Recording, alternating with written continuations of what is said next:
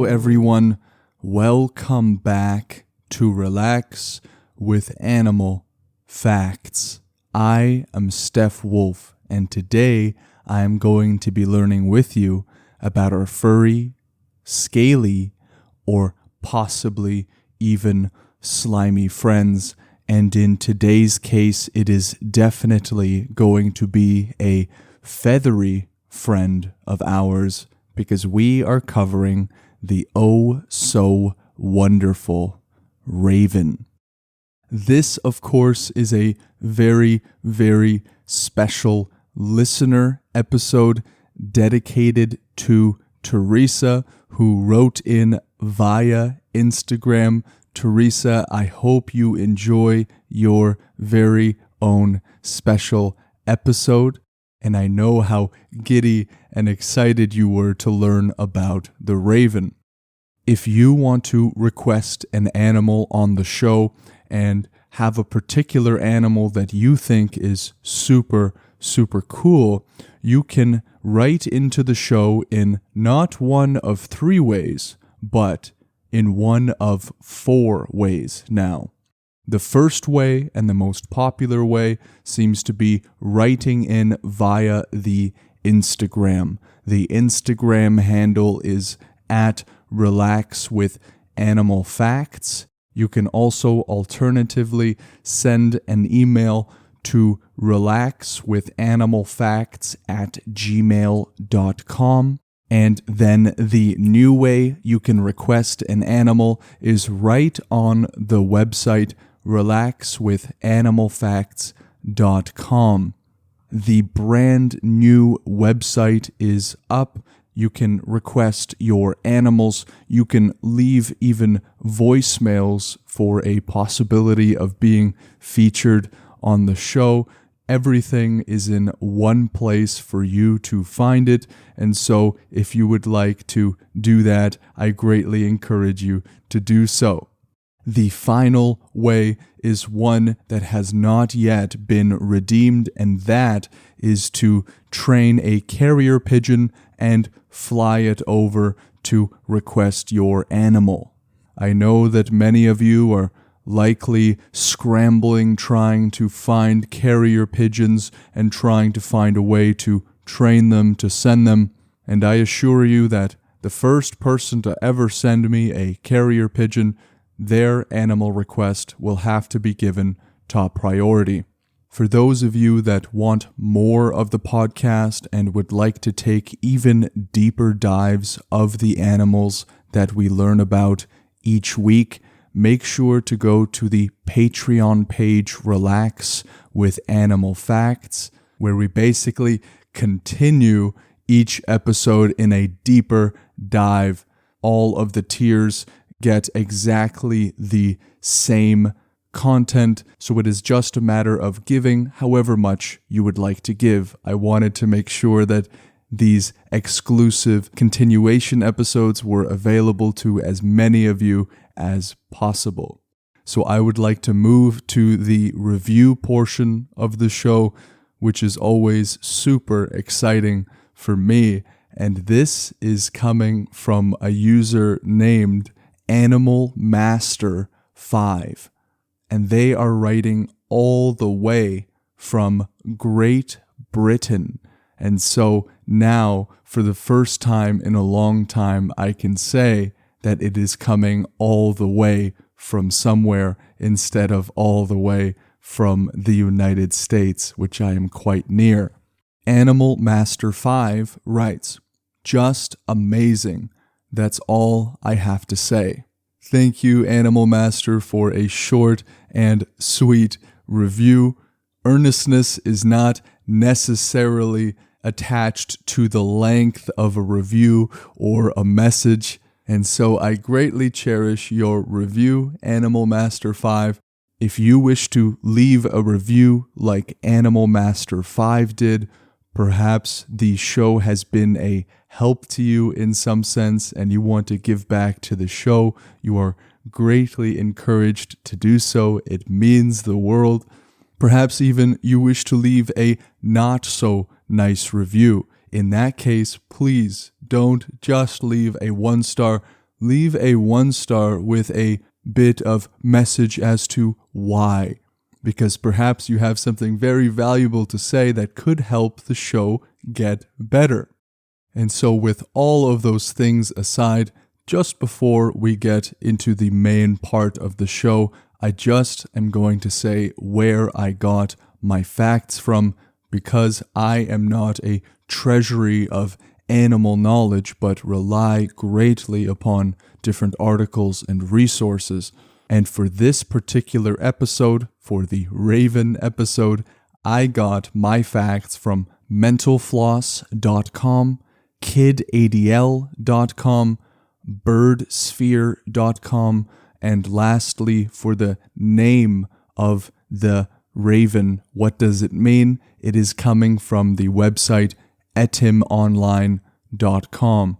For those of you that wish to dive deeper into this animal, perhaps you want to learn about even more animals, I'm sure that all of those resources have some information that you would find very interesting. Now, with all of those things aside, I want you all to take a second to notice perhaps where you're carrying some tension. You might be surprised to see that your shoulders act as a sort of earmuff, where your shoulders are coming up and covering your ears to shelter you from the cold, but really it is not all that necessary at this point in time. So I want you to take a second to see where that is for you. In my case, it is oftentimes in the shoulders. I am a big shrugger, and so I'm going to attempt to relax those portions of my body, and I greatly encourage you all to do so as we go into this immersive experience with me, Steph Wolf, into the forests where the raven resides.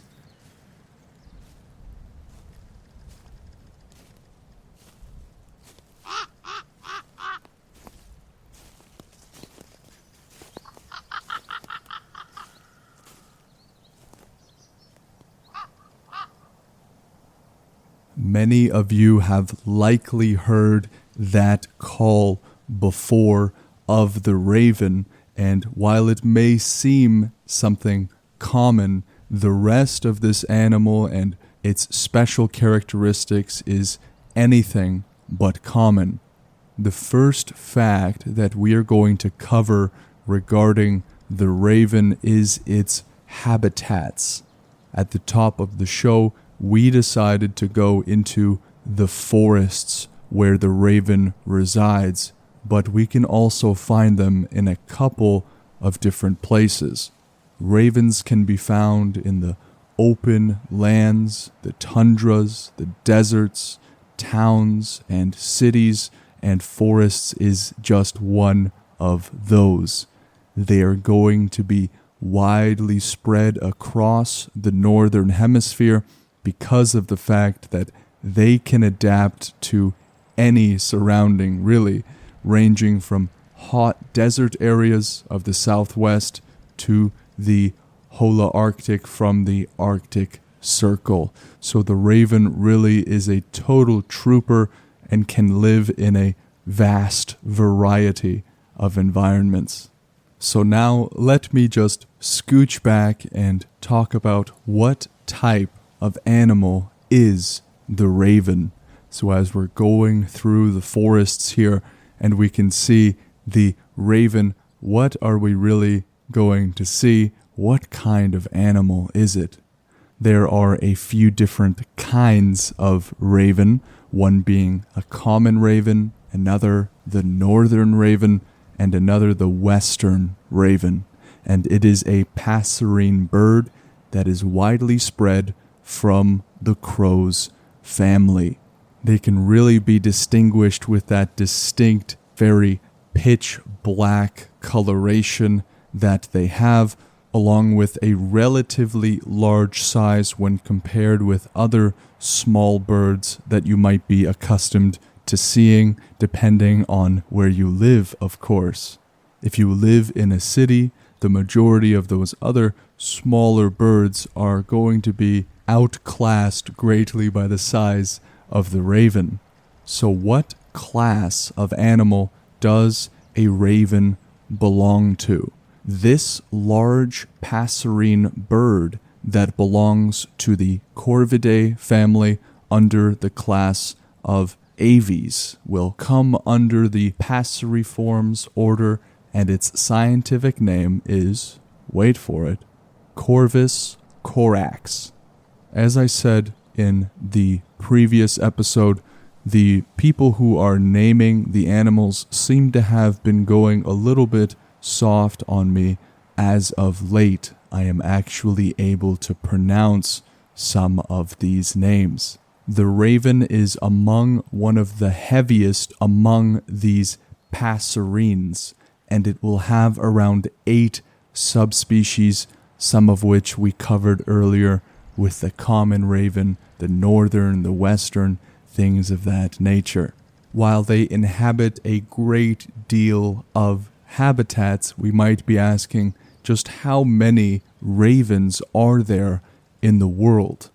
And it would be a fair assumption that if they are very common, and many of us here have seen a raven in some way or other, that the total number of their population is high, which of course it is.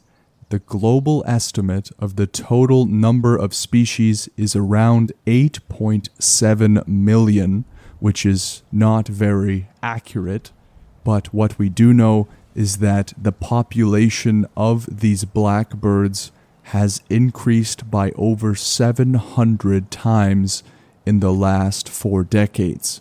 That is a startling statistic and would cause me to wonder and brings about a bit of skepticism on my side. Sometimes there are certain facts that cause me to scratch my head and think, is that really the case? A population being increased by over 700 times in about 40 years sounds like a bit of a long shot, but it might very well be true due to the changing sort of conditions that are happening all over the world. This is something that requires a bit of further study. We covered earlier the raven's habitat. Now let us cover geographically where the raven lives. A raven has the ability to adapt from the hottest to the coldest place. It is widely spread across the northern hemisphere, as we learned earlier. They are found in the temperate habitat of North America and Eurasia, as well as the hot deserts of Africa. They are also seen in Wales, Scotland, as well as the west of Ireland. The raven seems to be much more well-traveled than I am, but this is one of those uncommon episodes in terms of the animal being known or being seen in person by likely the majority of people listening. There are many animals that we've covered, such as the panda or the tapir. I personally have never seen those animals, but I have seen a raven. As we go deeper into this forest, into the lush vegetation, let's look a little bit more specifically at the raven.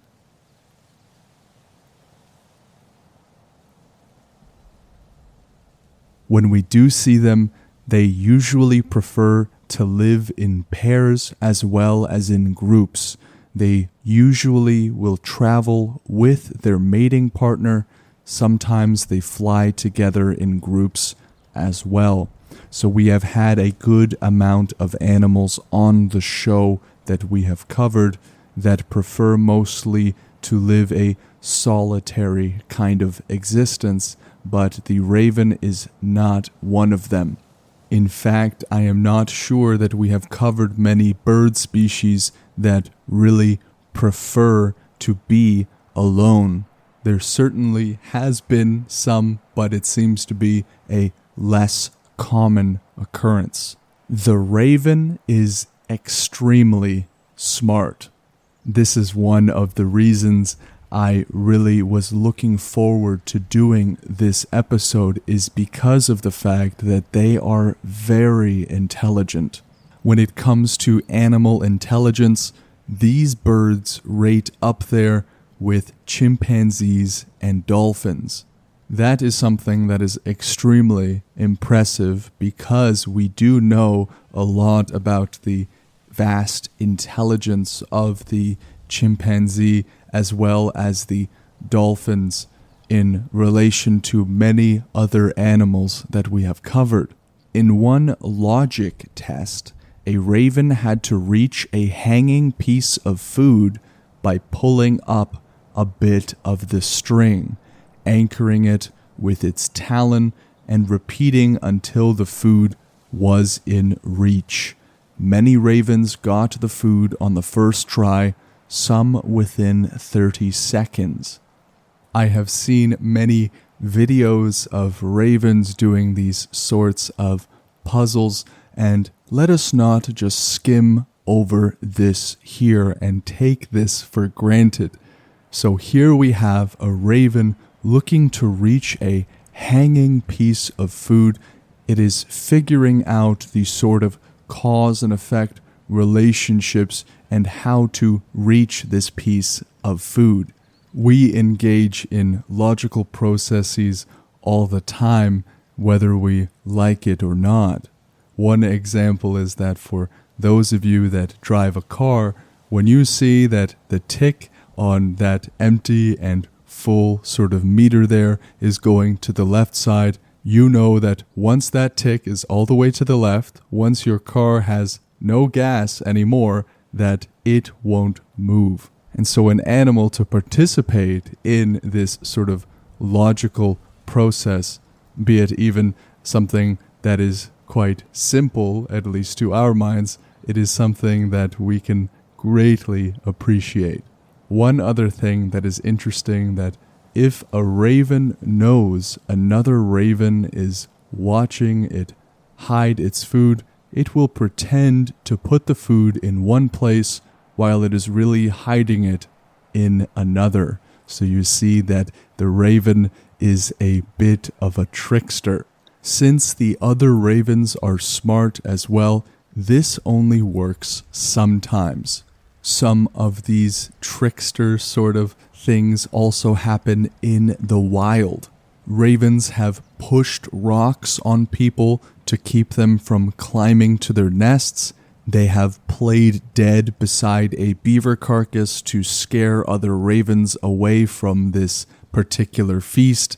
And they have even stolen Costco customers' packaged meats right out of their carts. So, won't you know it, even the ravens like Costco. These are only some of the things that play into the raven's intelligence, and it is what makes it just such a cool animal. In captivity, ravens can learn to talk better than some parrots. They also mimic other noises like car engines, toilets flushing, and animal and bird calls. Ravens have even been known to imitate wolves or foxes to attract them to carcasses that the raven is not capable of breaking open. When the wolf is done eating, the raven gets the leftovers. I can't help but assume that these are some of the reasons that Teresa wanted to learn about the raven so badly. They are seriously cool. Ravens also love to play. They have been observed in Alaska and Canada using snow-covered roofs as slides. In Maine, they have been seen rolling down snowy hills. They often play keep away with other animals like wolves, otters, and dogs. Ravens even make toys, which is a very uncommon, or you could even say rare, animal behavior by using sticks, pine cones, golf balls, or rocks to play with each other or even just by themselves. and sometimes they will just taunt or mock other creatures, seemingly just for fun. What I find particularly interesting about the raven is the fact that they are so widespread and so common, and yet have some of the most uncommon behaviors in the animal kingdom. You would think that perhaps an animal of these sorts of capacities and capabilities would be somewhere hidden deep in the Amazon rainforest, but here we have ravens in the cities and farms. The majority of us have seen them before, and yet they are super cool. Ravens will lie in anthills and roll around so the ants swarm onto them, or they will chew the ants up and rub their guts on their feathers. The scientific name for this particular behavior is known as anting. Some songbirds, crows, and jays do it as well. The behavior, however, is not very well understood. There have been some theories that have popped up about its purpose, and the range of this theorized purpose will be from the acting as a sort of insecticide and fungicide for the bird, or perhaps it is because the ant's secretions will act sort of as a soothing agent on a molting bird's skin. And even some scientists have rummaged around their lab coats and come up with the idea that the whole performance is simply a mild addiction that they like to indulge in. One thing seems clear. Anting feels great if you are a raven. I want to stress that last portion, that anting feels great, but make sure you listen to the second part if you're a raven. I don't think it would be a good prescription to go and find a fire ant hill and roll around in it as a human being. I don't think that we would find that so soothing, and so why don't we leave that to the raven? Another very cool thing is that it turns out that ravens make, according to researchers, very sophisticated non-vocal signals. A study in Austria found that ravens will point with their beaks to indicate an object to another bird, perhaps similarly to the way we do with our fingers. They will also sometimes hold up an object to get another bird's attention. This is the first time researchers have observed naturally occurring gestures in any animal other than in primates. All of this gesturing, all of this rolling around is going to have to be supplied with some form of food, and so let us talk about what they eat. The raven falls into the category of a scavenger. So they are scavengers with a varied diet that will include fish, meat, seeds, fruit, carrion, as well as just straight up garbage. They will even trick animals out of their food, as we have discussed earlier, by a form of distraction or another form of deception. So just like their habitats, their eating habits or their eating choices seem to be quite varied, even including garbage. They do have few predators in the wild, which will also be a contributing factor to their long lifespan. In the wild, it's about 17 years that they will live, but in captivity, they will live on average over double to about 40 years of age. This is extremely impressive. many of the times on the show, we will see that this is almost always the case, that an animal will live longer in captivity. Debate aside as to the general quality of life, but the length of life is certainly, on average, extended a great amount in captivity in comparison to the wild. But here we have the raven living 23 years more on average in captivity, which I think is one of the largest discrepancies just proportionally that we've had on the show. As we are walking around in the forest, we ought to be careful for the ravens that roam around in teenage gangs. When young ravens reach adolescence, they leave home and join gangs like every mother's worst nightmare. These flocks of young birds live and eat together until they mate and pair off.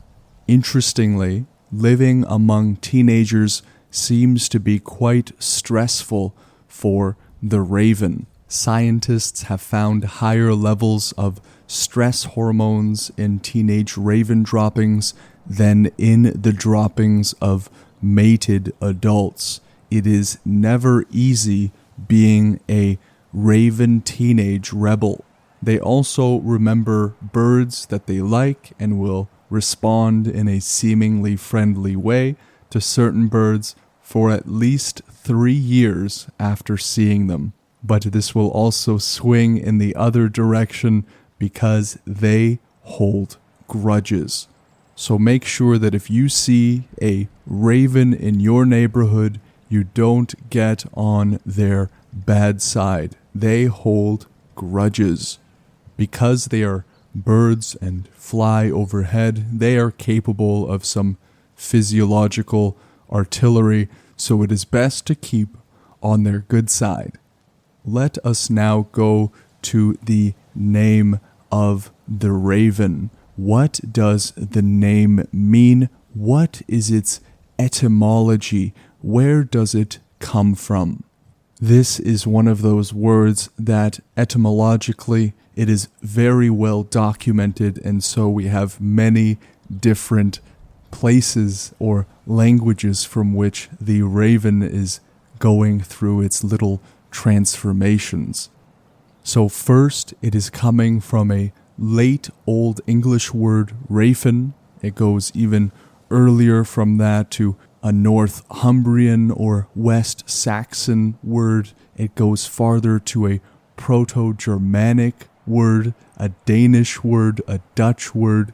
So we can see that a few steps later, from the first late Old English word rafen, from which we get raven, to the Dutch word rafe, it is going through some transformations. It goes even farther from that to the Old High German word graben, or German rabe, which means raven. It then goes to its Greek counterparts, which is the Greek word korax, which means raven.